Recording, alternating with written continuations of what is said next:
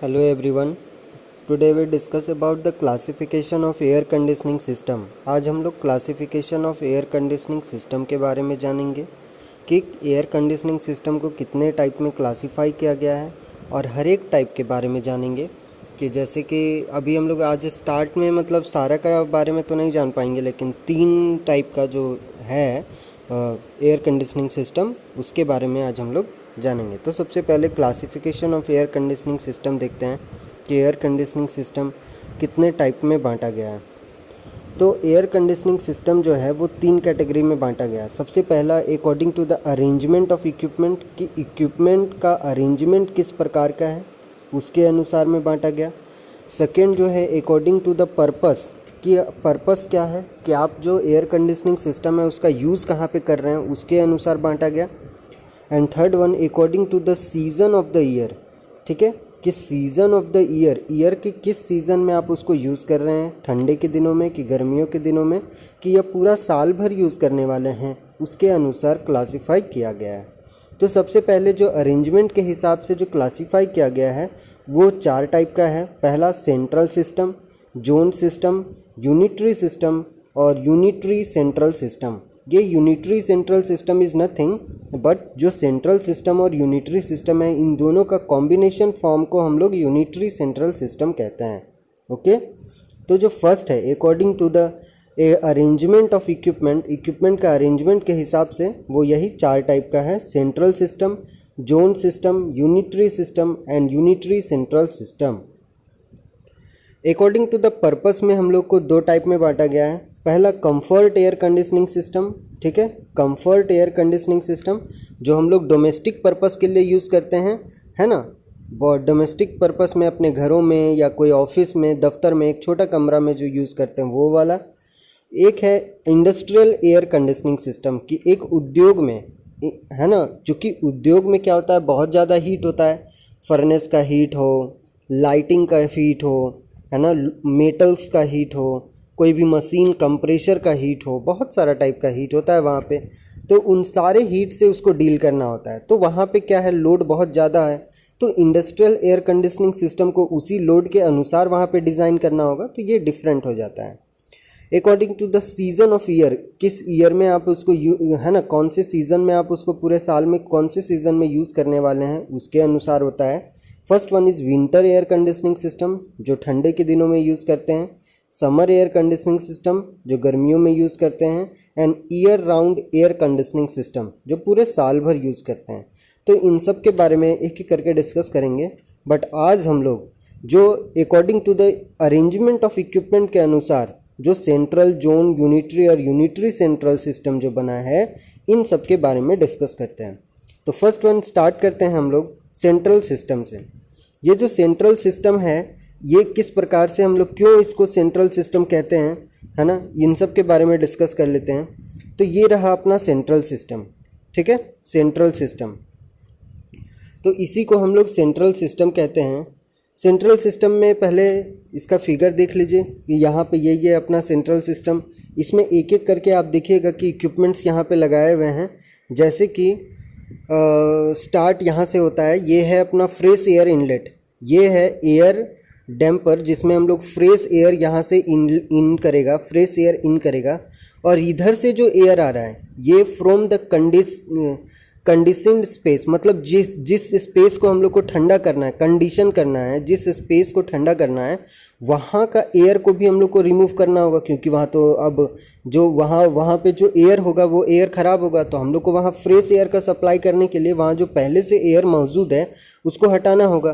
तो एक डक्ट के through, what is duct, duct का मतलब होता है एक मोटा सा चैनल बना दिया जाता है, मोटा सा चैनल बना दिया जाता है। आप अगर इंडस्ट्री वगैरह कभी गए होंगे तो आप वहाँ देखे होंगे कि उसका जो फॉल्स सीलिंग होता है, मतलब जो छत होता है उसका छत, तो जो ढलाई किया हुआ छत होता है उसके नीचे एक फॉल्स सीलिंग टाइप से उन लोग बना देता है, लकड़ी से बनाया हुआ, एक प्लेन सा कार्डबोर्ड से बनाया हुआ एक फॉल्स सीलिंग होता है, जो छत होता नहीं है, लेकिन मतलब आप कोई कपड़े की दुकान में भी फॉल्स सीलिंग देखे होंगे, तो वो फॉल्स सीलिंग होता है। उस फॉल्स सीलिंग के ऊपर में ही डक्ट बनाया हुआ रहता है। उस डक्ट से ही वो एयर आता है और जाता भी है। जैसे फ्रेश एयर जब यहाँ ठंडा हो जाएगा तो एयर को हम लोग इनलेट वहाँ पे जो रूम में भेजेंगे वो भी डक्ट के थ्रू जाएगा, और एक रिटर्निंग डक्ट होगा जो वहाँ का एयर को वापस से लेकर के आएगा।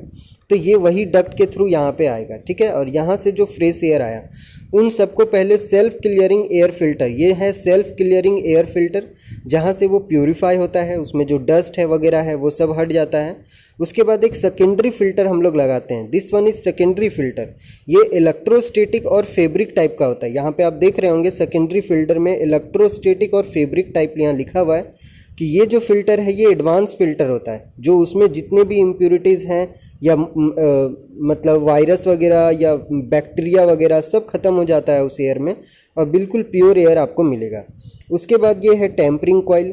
टेम्परिंग कॉइल से होते हुए वो आएगा डीह्यूमिडिफिकेशन कॉइल, जहाँ से वो उसमें जो इतना भी ह्यूमिडिटी है वो सब हट जाएगा। उससे हट जाने के बाद एयर वॉशर होगा जो उसको वॉश करेगा, प्यूरिफाई करने के बाद इलिमिनेटर होगा जो उसको छानेगा, छानने के बाद उसको रीहीटिंग कॉइल से पास कराएंगे, रीहीटिंग कॉइल से पास कराएंगे, और तब वो जो फ़ैन होगा जिसको हम लोग फोर्स्ड फैन भी कहते हैं, वो फोर्स्ड फैन उसको फोर्स करके हम लोग को वैसा स्पेस में ले जाएगा, वो डक्ट के थ्रू, दीज आर डक्ट के थ्रू एक ऐसा स्पेस ले जाएगा जहाँ पे जिस चीज़ को हमको ठंडा करना है, जिस चीज़ को ठंडा करना है वहाँ पे ले जाएगा। तो ये कुछ प्रोसेस है, ठीक है ना, जिसमें फ़िल्टर लगाया हुआ था, primary filter, secondary filter, dehumidification process है ना, रीहीटिंग कॉइल्स है, फैंस लगाए हुए हैं। उसके बाद ले जा करके उसको वापस से वहाँ पे ले जाते हैं जहाँ पे जिस चीज़ को हमको ठंडा करना होता है, ठीक है।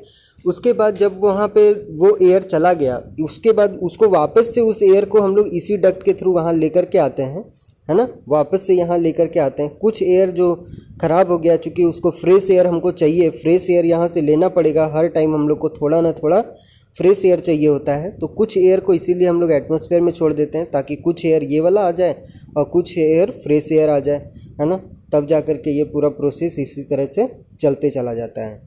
इसको हम लोग सेंट्रल सिस्टम कहते हैं। अब इसके बारे में जो मैं समझाया हूँ उसी चीज़ को यहाँ पे लिखा हुआ भी है, आप इसको पढ़ सकते हैं कि this type of system is suitable for air conditioning large space. सबसे पहले तो सेंट्रल सिस्टम का यूज़ हम लोग कहाँ पे करते हैं, जहाँ पे लार्ज स्पेस में हम लोग को ठंडा करना होता है, जब बड़ी मात्रा में किसी चीज़ को ठंडा करना होता है। एग्जाम्पल है थिएटर है, सिनेमा हॉल्स है, रेस्टोरेंट है, एग्जीबिशंस हॉल्स है, और big factories space where no subdivision exist. मतलब नो सब डिवीज़न एग्जिस्ट का मतलब क्या है, जैसे बहुत बड़ा हॉल है, जैसे कोई फैक्ट्री वगैरह, तो क्या उसमें रूम बांटा हुआ रहता है? नहीं ना, एक बहुत बड़ा सा चैम्बर है जो ब्लू कलर का आपको दिखता है कॉर्केट से, अगर दूर से आप देखेंगे तो वो जो है वो एक क्या है, बहुत बड़ा सा हॉल टाइप से बनाया हुआ रहता है। तो उसी के अंदर सारा मशीन्स वगैरह, फैक्ट्रीज वगैरह एग्जिस्ट हैं। तो इसी तरीके से उसी के अगल बगल में आप देख रहे होंगे छोटा छोटा कमरा बनाया हुआ रहता है जिसमें कंट्रोल पैनल्स वगैरह लगाए हुए रहते हैं। तो इन सब में चूँकि क्या है कि आप सब डिवीज़न इसमें नहीं है, इसमें पार्टिकुलर रूम बाय रूम तो है नहीं। तो एक बड़ा सा एरिया को आपको ठंडा करना है तो आप कोई एसी लगा दीजिएगा तो ठंडा तो होगा नहीं, तो उस टाइम में आपको सेंट्रल सिस्टम ही लगाना पड़ेगा, ठीक है ना। The central system are generally employed for the load above 25 ton of refrigeration. जो टन ऑफ रेफ्रिजरेशन तो आपको पता है ना, टन ऑफ रेफ्रिजरेशन क्या है कि रेफ्रिजरेशन करने की क्षमता को हम लोग इससे मेज़र करते हैं। तो 25 टन ऑफ रेफ्रिजरेशन से ज़्यादा जब लोड होगा तभी जा कर के सेंट्रल सिस्टम का हम लोग यूज़ करते हैं, okay. And 2500 metre cube per minute of conditioning air, ये उसका क्वांटिटी है। डिस्चार्ज हम लोग का 2500 मीटर क्यूब पर मिनट के रेट से जाएगा conditioning air, okay. Next point है कि the central system serves a differing room requires an individual control of each room. The condenser, compressor, damper, heating coil and humidifying coil and fans are located at one place, say basement. मतलब जो भी equipment आप यहाँ देख रहे होंगे, जैसे figure में हम लोगों ने क्या क्या देख लिया, कंडेंसर है, कंप्रेसर है, डैम्पर है, heating coils and humidification coils and fans, ये सारे जो भी इम्पॉर्टेंट बेस ये सब है ना, इक्विपमेंट्स हैं, वो सारे बेस में, मतलब एकदम नीचे साइड में, जो पूरा बिल्डिंग के सबसे नीचे साइड में कॉर्नर में कहीं एक जगह में एस्टेब्लिश रहता है, और वहीं पे जा कर के वो पूरा काम करता है, ठीक है, वहीं से सारा काम करता है। और जो फ्रेश एयर जैसे ही वो चिल करेगा, एयर को जैसे ही वो ठंडा करेगा तो उसी एयर का डक्ट के थ्रू हम लोग सप्लाई करेंगे वहाँ जहाँ पे हम लोग को ठंडा चाहिए। जहाँ पे भी हम लोग को ठंडा चाहिए वहाँ पे उसका सप्लाई करेंगे। तो ये सिस्टम जो है वो बेसमेंट में हम लोग का एस्टेब्लिश होता है, बेसमेंट में एस्टेब्लिश होता है, एक जगह में एस्टेब्लिश कर देते हैं और वहीं से पूरा सप्लाई किया जाता है। ठीक है। उसके बाद है कि the conditioning air is carried to the different room by means of supply duct. मैंने पहले ही बताया कि डक्ट के थ्रू ही सप्लाई करते हैं। And returning back to the central plant through returning duct. और जो एयर है उसका बैक अगर हम लोग वापस लेके आना चाहेंगे तो रिटर्निंग डक्ट के थ्रू ही आएगा। The part of supply air to the room may be exhausted outdoor. और जो सप्लाई है एयर का उसको हम लोग आउटडोर में मतलब बाहर भी छोड़ सकते हैं, यूज़ करने के बाद उसको एटमॉस्फेयर में भी छोड़ा जा सकता है। ठीक है। हम लोग पूरी तरह से फ्रेश एयर को भी सप्लाई कर सकते हैं, उसमें कोई भी परेशानी वाली बात नहीं है, बस लोड आपका थोड़ा सा बढ़ सकता है। Outdoor air enters room from an intake which should be suited where last exposed to solar heat। जो आउटडोर एयर है इंटर्स फ्रॉम इनटेक, जो आउटडोर एयर है बाहर से जो हम लोग एयर को इनलेट ले रहे हैं वो ऐसी जगह से लेना होगा जहाँ पे डायरेक्टली सनलाइट नहीं हो। मतलब जैसे कि एक छोटा सा रूम बना दीजिए और उसी रूम में ही रूम को पूरा 3 साइड से ओपन रखिए और आपका एक साइड से क्लोज रहेगा और उसी साइड में आपका पाइप होगा। ठीक है, पाइप्स होगा, वहाँ से ही क्या कीजिए कि आप उसको सप्लाई लीजिए। तो ऊपर में क्या है, छत बनाया हुआ है, तो मतलब डायरेक्टली सन वहाँ पे पड़ नहीं रहा है। कहाँ पे, इनलेट पाइप के जगह में नहीं पड़ रहा है सनलाइट। तो वहाँ का जो एयर है उसका टेम्परेचर क्या होगा, कम होगा एज़ कम्पेयर टू द ऐसा एयर जहाँ पे सनलाइट डायरेक्टली पड़ रहा हो। तो इसीलिए वो बोल रहा है कि ऐसी जगह से एयर का इनलेट लेंगे जहाँ पे सनलाइट डायरेक्टली ना पड़े, ताकि मेरा टेम्परेचर जो है वो कम रहे और हम लोग का लोड ज़्यादा ना हो। Air after passing through damper passes through the filter. Damper से जब वो एयर इनलेट हो जाता है उसके बाद उसको हम लोग फ़िल्टर से पास कराते हैं और फिल्टर में वो पहले तो फ़िल्टर होता है। फ़िल्टर में सिर्फ एक फ़िल्टर हम लोग यूज़ नहीं करते हैं, primary filter and secondary filter use करते हैं। प्राइमरी फ़िल्टर सिर्फ डस्ट वगैरह को रिमूव करता है, बट सेकेंडरी फ़िल्टर बहुत सारा माइक्रोबायोलॉजिकल चेंज लेके आता है ना। उसमें जो भी बैक्टीरियाज वगैरह होंगे उन सब को वो ख़त्म कर देता है और बिल्कुल प्योरीफाई और फ्रेश एयर हम लोग को देता है। Clean air then passes to the conditioning equipments in the following order. उसके बाद जो भी इक्विपमेंट्स हम लोग यूज़ कर रहे हैं, जैसे प्री हीटर कॉइल है, कूलिंग कॉइल है, ह्यूमिडिफायर है, हीटिंग कॉइल है, फ़ैन है, और भी चीज़ें इक्विपमेंट्स अगर आप यूज़ कर रहे हैं, जैसे आपको कंप्रेसर का ज़रूरत पड़ा तो कंप्रेसर यूज़ कीजिएगा। तो कंप्रेसर भी आप यहाँ लिख सकते हैं, कंप्रेसर है, कंडेंसर है एंड मेनी मोर थिंग। आप जो भी यूज़ करेंगे उन सब का लिस्ट यहाँ पे बन जाएगा।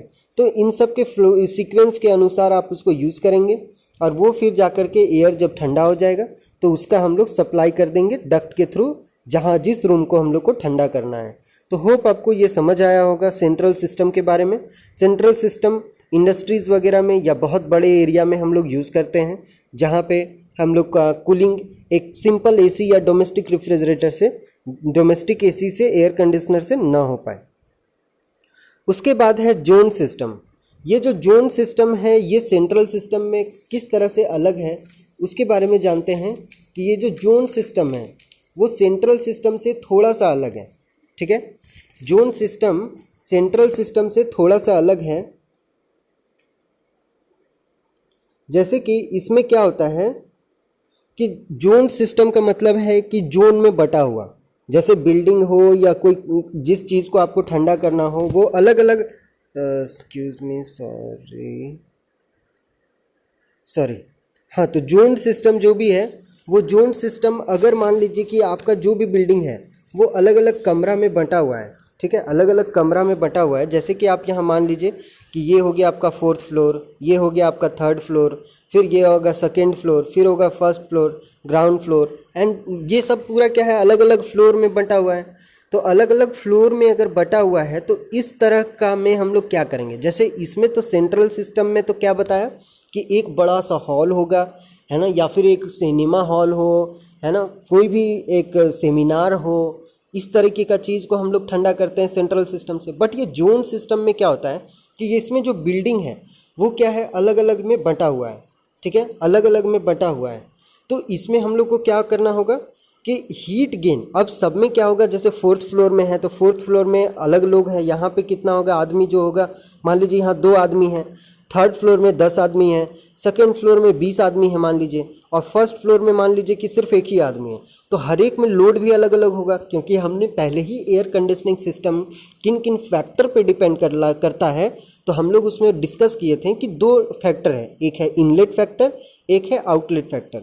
तो जो इनलेट फैक्टर है उसमें हम लोग का आता है कि इनलेट में क्या क्या इक्विपमेंट्स आप यूज़ कर रहे हैं, कितने लोग हैं रूम के अंदर, तो इस तरीके का चीज़ होता है। तो हर एक में लोड भी अलग होगा, फोर्थ फ्लोर में, थर्ड फ्लोर में, सेकेंड फ्लोर में, सब में लोड अलग होगा। तो जब लोड अलग होगा तो क्या हर एक में हमको अलग अलग तरीके से कूलिंग करना होगा। अगर मान लीजिए जहाँ पे 10 लोग हैं तो वहाँ पे 10 लोगों के हिसाब से जो जितना लोड होगा उसको हम लोग को डील करना होगा, जहाँ पे 2 लोग हैं वहाँ 2 लोग के हिसाब से करना होगा, है ना। तो इसी तरीके से हम लोग को डील करना होगा जिस हिसाब से हम लोग का लोड है, ठीक है। और कहीं पे जैसे इक्विपमेंट्स भी हम लोग यूज़ कर रहे हैं, तो कहीं मान लीजिए कि आप फोर्थ फ्लोर हो या थर्ड फ्लोर में कोई ऐसा इक्विपमेंट यूज़ कर रहे हैं जो हीट ज़्यादा प्रोड्यूस कर रहा है, कहीं पे कम प्रोड्यूस कर रहा है, तो उसके अनुसार से भी लोड वेरी करेगा। तो उसी के अनुसार से हम लोग जब एयर कंडीशनिंग सिस्टम को डील करेंगे तो इस तरीके से जो सेंट्रल सिस्टम है वो सूटेबल नहीं होता है। इस तरीके का जब जोन में बंटा हुआ हो उस टाइम में सेंट्रल सिस्टम क्या है, ये ओवरऑल देखता है। तो इसीलिए हम लोग को क्या करना होगा, जोन सिस्टम को अप्रोच करना होगा। और जो जोन सिस्टम है ये इम्पॉर्टेंट प्ले रोल करेगा, और इसमें हम लोग क्या करेंगे कि लोड के अनुसार कूलिंग प्रोवाइड करेंगे, हर एक अलग अलग फ्लोर में अलग अलग तरीके से कूलिंग करेंगे, ठीक है। इसमें जो जोन सिस्टम है ये जोन में ही डिवाइडेड होता है, ठीक है। अगर हम लोग यहाँ तो समझ में आ गया कि प्रॉब्लम क्या है।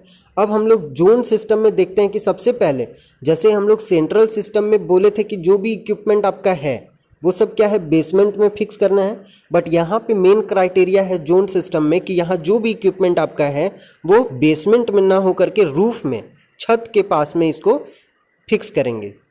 जो जोन सिस्टम है, जोन्ड एयर कंडीशनिंग सिस्टम, ये कहाँ पे फिक्स करेंगे तो छत में फिक्स करेंगे इसको, ठीक है। हम लोग इसको कहाँ फिक्स करेंगे, छत में फिक्स करेंगे। तो इसके बाद क्या होता है सो देखते हैं। Zone system, in a zone system the building is divided into a zone. इसमें हम लोग बिल्डिंग को जोन में डिवाइड करेंगे such that as nearly as possible conditioning may be expected to exist.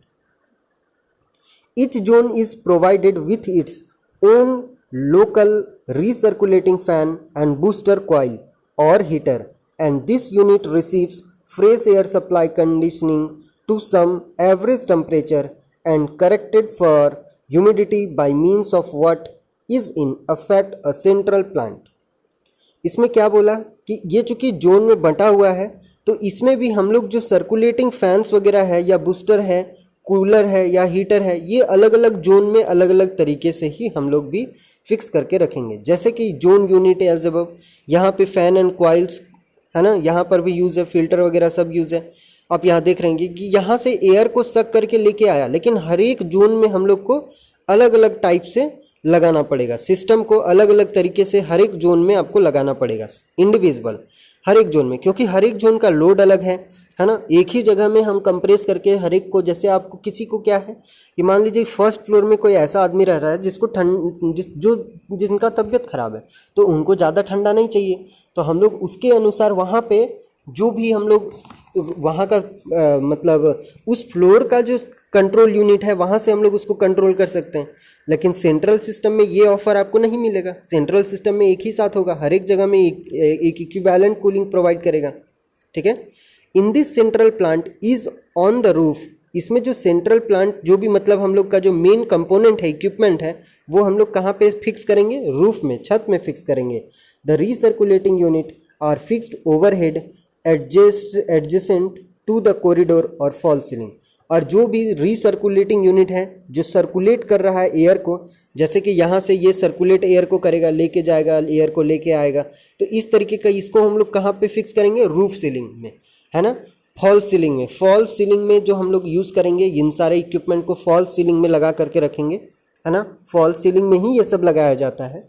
आप कभी अगर इंडस्ट्री या कोई बड़ा कंपनी वगैरह में गए होंगे तो वहाँ पे देखे होंगे कि जो रूम होता है उसमें आपको उसको छूने से बहुत चिकना फील होता है। क्यों? क्योंकि वो कार्डबोर्ड का होता है, ठीक है। कार्डबोर्ड का होगा या फिर उसमें कार्डबोर्ड का नहीं तो वो स्टील का होगा, लेकिन एक अजीब सा मटेरियल का बनाया हुआ रहेगा। और उसका जो रूफ होगा, रूफ में आप देख रहे होंगे कि उसमें एक स्क्वायर टाइप का या सर्कल टाइप का एक होल है जिसमें एक जालीदार टाइप से चीज़ लगाया हुआ है। उससे एक ठंडा हवा इंटर कर रहा है रूम के अंदर। और एक और कॉर्नर में या कहीं एक और जगह में इसी तरीके का होगा जहाँ से जो एयर है उस रूम के अंदर का, वो रूम के हवा को वापस लेके जाएगा और एक जगह से ठंडा हवा निकलेगा। तो वो ऐसे ही है ना। उसमें आपको यही सब चीज़ आपको देखने के लिए मिलेगा जोन सिस्टम में, ठीक है। अब नेक्स्ट हम लोग देखते हैं कि ये जो यूनिटरी सिस्टम है इसके बारे में। यूनिटरी सिस्टम जो है ये बिल्कुल वैसे ही है, इसका भी वर्किंग प्रिंसिपल वगैरह सेम है। बस इसमें फंडा ये है ना कि इसमें जो भी इक्विपमेंट आपको यूज़ कर रहे हैं, है ना, इसमें जो इक्विपमेंट आप यूज़ कर रहे हैं, कंप्रेसर है, कंडेंसर है, मिनी मोर थिंग, सबको क्या किया गया है कि एक कॉम्पैक्ट डिवाइस में इंस्टॉल कर दिया गया है। एक जैसे आप डीजी देखे होंगे ना, डीजी देखे होंगे तो डीजी में क्या होता है, एक उसमें क्या होता है कि सारा इक्विपमेंट को एक असेंबल्ड करके एक चैम्बर में बंद कर दिया जाता है ताकि वो ज़्यादा नॉइज़ ना क्रिएट करे, पूरा सिस्टम उसके अंदर में रहता है। तो सेम वैसे ही यहाँ पे जो यूनिटरी सिस्टम आपको दिख रहा है, ये यूनिटरी सिस्टम ऐसा ही है। इसमें आप इसके अंदर में देखेंगे कंप्रेसर लगाया हुआ है, ये कंडेंसर लगाया हुआ है, यहाँ से फ्रेश एयर इनलेट हो रहा है, एक्सपेंशन कूलिंग कॉइल है, फैंस है, ये सारा इसी में सेट किया हुआ है। और फिर जा कर के जो कूल्ड एयर है उसका डिस्चार्ज यहाँ से हो रहा है, ठीक है। कूल्ड एयर का डिस्चार्ज वहाँ से हो रहा है और एयर जो है फ्रेश एयर का इनलेट यहाँ से है और एक यहाँ से है। ये कंप्रेसर है, कंडेंसर है, ये सब कंडेंसर है, ये सब क्या है, रिफ्रिजरेंट का फ्लो होने के लिए ये चीज़ दिया हुआ है। ये रिफ्रिजरेंट का फ्लो होने के लिए दिया हुआ है। जैसे इससे पहले भी हम लोग कंप्रेसर यूज़ करेंगे लेकिन वो हम लोग उसका जिक्र नहीं किए क्योंकि वो सब क्या है, रिफ्रिजरेंट का साइकिल एक अलग साइकिल होगा और जो एयर कूलिंग साइकिल होगा वो अलग साइकिल होगा। जैसे एयर कूलिंग साइकिल देखिए, फ्रेश एयर यहाँ से इन हुआ और इधर से इन हुआ, फ्रेश एयर यहाँ से इन हुआ और यहाँ से जो हुआ रिटर्निंग एयर टेक हुआ, दोनों क्या हुआ, ठंडा होकर के यहाँ फैन के थ्रू चला गया। तो ये साइकिल एक अलग साइकिल बना और जो रिफ्रिजरेंट का साइकिल होगा वो अलग साइकिल होगा। तो इसमें क्या किया गया है यूनिटरी में कि सबको क्या किया गया, जोड़ करके एक पैक्ड चैम्बर में फिक्स कर दिया गया ताकि वो कम जगह ले, है ना, कम जगह ले और कहीं भी ये पोर्टेबल होगा। हम लोग आज इसको कहीं भी ले जा सकते हैं। जैसे आप एसी को, रेफ्रिजरेटर को इधर उधर ले जा सकते हैं ना, सेम यहाँ पर भी वही है, आप इसको इधर उधर ले जा सकते हैं। तो ये इसीलिए हम लोग का ये इम्पॉर्टेंट है कि ये कम जगह लेगा, कॉस्ट कम पड़ेगा, है ना, ये फ्लेक्सिबल होगा, आप इधर उधर ले जा सकते हैं, पोर्टेबल होगा। तो इसीलिए ये यूनिटरी सिस्टम है और चेंज इसी में आया है। Unitary system are packaged unit in which all the equipments and control for sorry क्या लिखा हुआ है, एक मिनट,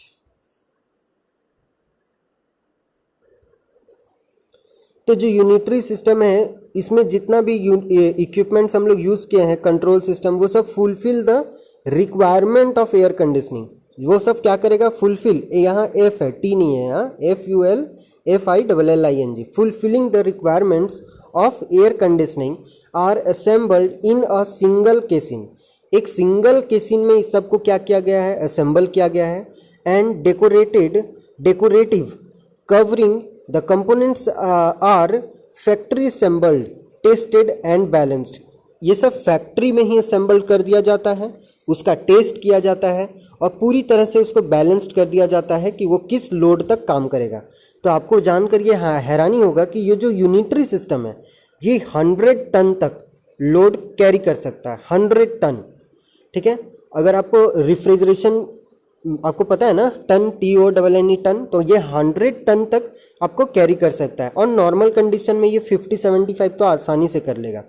तो the unitary system only requires a source of electricity and for water cooled unit a supply of cooling water, ठीक है। तो ये जो यूनिटरी सिस्टम है इसको क्या किया जाता है, ये सिस्टम जब आप जैसे आप अगर सेंट्रल सिस्टम या जोन सिस्टम आप लगाएंगे किसी फैक्ट्री या बिल्डिंग में, तो आपको बहुत ज़्यादा कॉस्ट पड़ेगा, क्योंकि हर एक फ्लोर में आपको लगाना पड़ेगा, है ना, अलग अलग इक्विपमेंट्स लगाना पड़ेगा जोन सिस्टम में। सेंट्रल सिस्टम में भी काफ़ी हैवी इक्विपमेंट्स आपको लगाना पड़ेगा, फिर उसमें पूरा डक्ट लेकर के जाओ, डक्ट लेकर के आओ। लेकिन ये जो यूनिटरी सिस्टम है ये आपका कॉम्पैक्ट होता है, आसानी से बस आप इसको ले जाइए, कॉम्पैक्ट डिवाइस, आराम से इसमें इलेक्ट्रिसिटी का सप्लाई कीजिए और इसमें बस हम लोग को कूलिंग वाटर का सप्लाई करना है, बस ठंडा पानी का सप्लाई करना है और इलेक्ट्रिसिटी का सप्लाई करना है। बाकी ये परफॉर्म अच्छे से कर लेगा और लोड भी कैरी आपका अच्छे से करेगा। तो होप आपको यूनिटरी सिस्टम भी समझ आया होगा, यूनिटरी सिस्टम का डायग्राम भी समझ आया होगा, जोन सिस्टम के बारे में भी कुछ समझ आया होगा और ये आपका सेंट्रल सिस्टम के बारे में भी समझ आया होगा।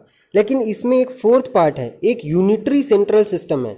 ये जो यूनिटरी सेंट्रल सिस्टम है, यूनिटरी का मतलब तो आपको समझ में आ गया कि बस हमको कॉम्पैक्ट करना है, और सेंट्रल सिस्टम का मतलब है एक बड़ा सा हॉल वगैरह में आपको यूज़ करना है। तो ये जो यूनिटरी सेंट्रल सिस्टम है इसमें होता क्या है, तो यूनिटरी सेंट्रल सिस्टम में क्या होता है कि हम लोग मतलब इसमें जो भी जिस भी रूम को हमको ठंडा करना है, जैसे जिस हॉल को हमको ठंडा करना है उस हॉल में,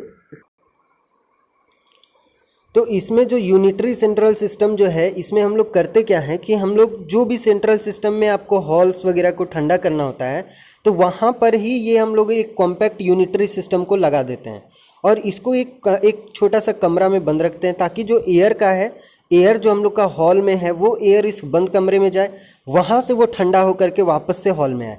तो इस तरह से क्या होता है कि आपका जो डक्ट है वो डक्ट का साइज़ कम होगा, कॉस्ट कम पड़ेगा, मेंटेनेंस कॉस्ट कम पड़ेगा, जितना छोटा होगा कॉम्पैक्ट होगा उतना मेंटेनेंस कम पड़ेगा। तो बस यही सब इसका फ़ायदा है। तो जो भी हम लोग डक्ट, लंबा लंबा डिवाइस, बड़ा बड़ा डिवाइस जो यूज़ करने वाले हैं उन सब को हम लोग यहाँ एलिमिनेट कर देते हैं यूनिटरी सेंट्रल सिस्टम में, और जो भी इसका परफॉर्मेंस है वो बढ़ जाता है ना। और सबसे ज़्यादा मोर यूज़ होने वाला, यूजेबल वाला यूनिटरी सेंट्रल सिस्टम है।